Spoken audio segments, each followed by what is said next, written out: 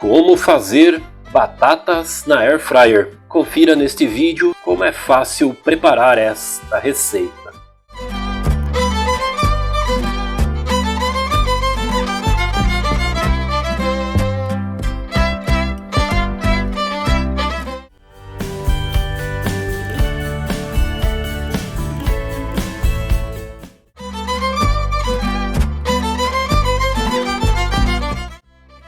Colocamos as batatas na Air Fryer com um pouco de alecrim.